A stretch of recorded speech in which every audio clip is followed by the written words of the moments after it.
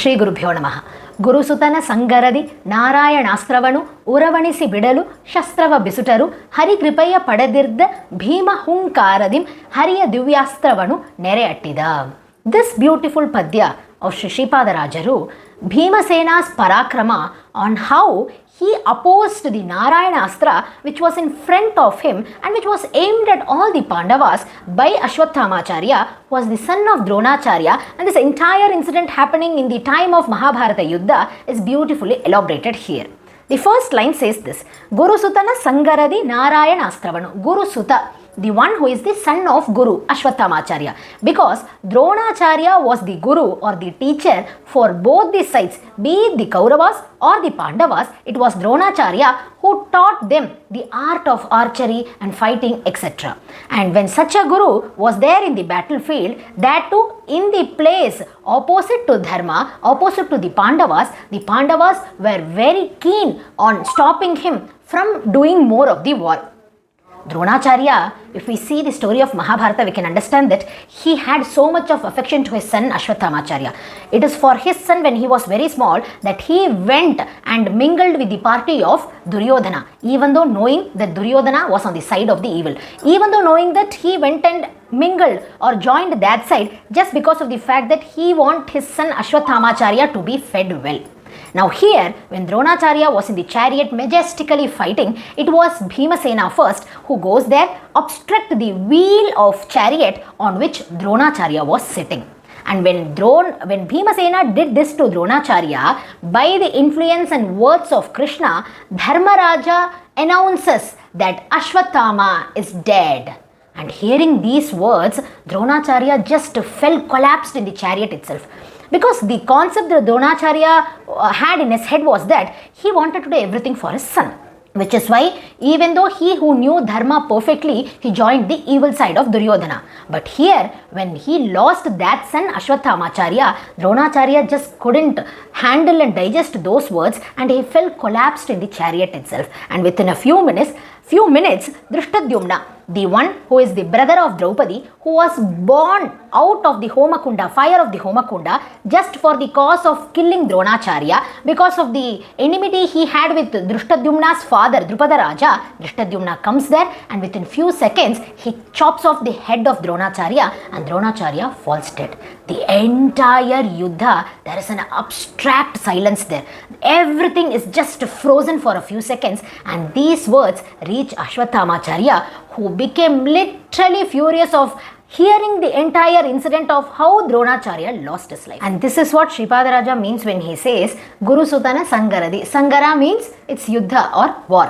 Well, the next words describe this. Narayanastravanu uravanisi bidalu. Narayanastra, the astra or the weapon, which is actually by the grace, God by the grace of Bhagavan Narayana, the Supreme Lord Vishnu, is this powerful astra. And no one can just oppose this astra, but they have to entirely surrender in order to rescue themselves from the astra. So when Ashwatthama came there with furious attitude at the war field due to the death of his father Dronacharya, he just aims Narayanastra on the opposite sides, on the side of Pandavas and many people who were fighting there. And with the presence of that astra, everywhere in that war field, it started to glow like fire.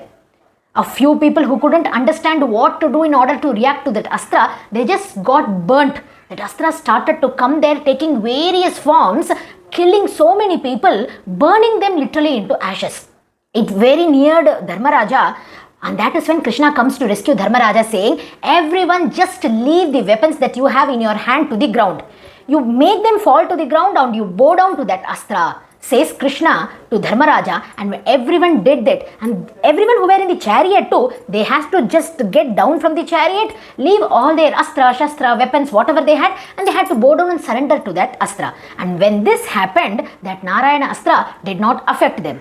But Bhimasena was completely out of it. He wouldn't do so, which is what Sripadarajaru says, Narayanastravanu uravanisi bidalu. With furious attitude, when Narayana astra was aimed at them, shastrava bisutaru. Everyone, they just left their astra and they just started running. Krishna even says this, no one should have an opposite mind on that astra. Even if the mind says something which is opposite to that astra, the astra will burn you. So you have to just surrender completely from your body, mind, etc. And that is what everyone did there. To which Bhimasena says, there is no need to get down from the chariot, there is no need to bow down to the astra that has been aimed at us by our enemy. We will stand like this. Even though if the astra burns us, there is no problem. I will oppose the astra. Saying this, Bhimasena swiftly stands at the chariot itself and does not get down. He yells, shouts, saying other warriors that you should also not get down. But other warriors who couldn't resist the fact that the astra would literally burn down the warriors, everyone got down the chariot and surrendered to the astra. It was only Bhimasena. In the Ubhaya Paksha, in the party of both sides, it was only Bhimasena who literally stood against the Narayanastra, says Sripadarajaru. But Bhimasena here, why did he oppose the Narayanastra? It's a general thing which will rise to our mind. Because the one who is the Abhimani Devata of the Narayanastra is none other than the Supreme Lord Narayana, Srimad Narayana, whom Bhimasena daily surrenders to. But why didn't he surrender at this point? This is what our Acharya says, that it was because if a Kshatriya surrenders to the astra that has been aimed to him, that too by the side of the enemy, then it is a clear fact that he is placing his prana, his living above all these things. In order to live, to save his prana, he is doing so. But if he does this, he will be prioritizing Bhagavan's anugraha little, and then he will be prioritizing the concept of him protecting his prana, which is not Bhagavata Dharma. Bhagavata Dharma says that we shouldn't do anything that will lead us to protect ourselves from prana. This is for Kshatriyas. So when a Kshatriya, if he does such a thing that will protect him, and it is not advised as per the rule of the war, here Bhimasena, even though the Narayanastra, the Abhimani Devata, is superior to him, he resists to surrender to Narayanastra.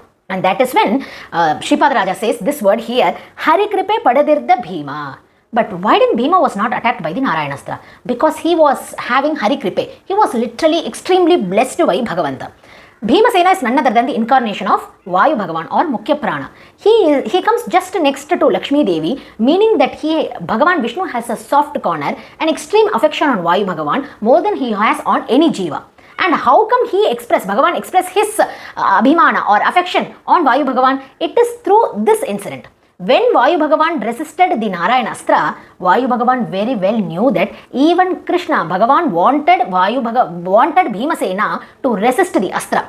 Because Krishna wanted Bhimasena to protect his Bhagavata Dharma, Krishna wanted the fame of Bhimasena to literally spread like wildfire. So this Sankalpa of Bhagavan Krishna is well known to Bhimasena. But how come he knew the Sankalpa of Krishna when we doesn't know? That is what the extra affection that Bhagavan has on Bhimasena. He has expressed his thought of his Sankalpa of the fact that he wanted Bhimasena to resist the Narayanastra, and with that Hari Kripa, with knowing the concept of resisting the Narayanastra as the Sankalpa of Bhagavan Vishnu, alias Krishna, it was Bhimasena who stood still in front of the Astra and did nothing. But what did the Astra do? It's described in this line, Hunkaradinda Hariya Divyastrava Nere Attida. Hunkara. So the astra started to come in front of him. As it came near, it started to surround it. It looked like a ball of fire. But inside the ball of fire was Bhimasena, who is again a fire. So a fire surrounded by a ball of fire was the sight to all those warriors who were there at the warfield. And seeing this incident, both Krishna and Arjuna, they just run to the chariot of Bhimasena and asks Bhimasena to put his weapons down. But Bhimasena doesn't do so. Krishna forcefully takes weapons from the hand of Bhimasena and puts it down to the ground. But too, Bhimasena couldn't just come to the normal state, but was saying, he was doing that hunkara against the astra. That is what here Sripadarajaru says, when Bhimasena was so much resisting the astra went back and then came again, went back and then came again. So with that, Lord Krishna, he just forcefully took all the astra from the hands of Bhimasena to let him free. Such was the Bhagavata Dharma of Bhimasena. He do not even want to do anything in order to protect his own prana, not to protect someone else whom he is affectionate to, but his own self. Well, here also there is a great philosophical fact which we have to understand, that Krishna also wanted to show to the universe that no one can destroy Vayu Bhagavan, or no one can cause any harm to him, and neither can that Astra also can be caused a harm. So balancing both, it was Krishna there who resisted, who made Vayu Bhagavan forcefully take out all the Astra from him, and that is what Sripadarajaru describes here. Hariya Divyastragala Nere Attida with his next line. But here also there is a beautiful fact. Why did Sripadarajaru say Divyastragala, which means more astras? It is in a plural form. Here, in this incident, it was Narayanastra which was aimed to Bhimasena by Ashwatthama. But there are two more incidences which are very like that, where astras which are extremely devoted to, which has the Abhimani Devata of Bhagavan Vishnu himself, was aimed at Bhimasena. For example, in the 17th day of war, it was Karna fighting, and at that time Karna, who was the student of Parashurama Bhagavan, he sends or aims the Parashurama Astra on Bhimasena. Again, Parashurama is none other than the avatar of the Supreme Lord Vishnu, but that Astra was also restricted by Bhimasena.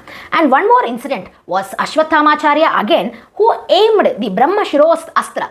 And this was when Draupadi's son were killed, and when Bhimasena goes hunting for Ashwatthama sends this Brahma Shiro Astra. All these astras had the Abhimani Devata of Vishnu, but then these astras were restricted by Bhimasena, who had the extreme high level of Bhagavata Dharma, and this is the Sankalpa of Bhagavan Vishnu or Krishna himself, which is well known to Bhimasena, which is why here Sripadarajaru says, Hari Kripaya Padadidda Bhimasena, he could resist the astras. And with this, we will move on to the next Padya, which describes few more Parakrama of Bhimasena in our next episode. Shri Krishna Arpanamastu.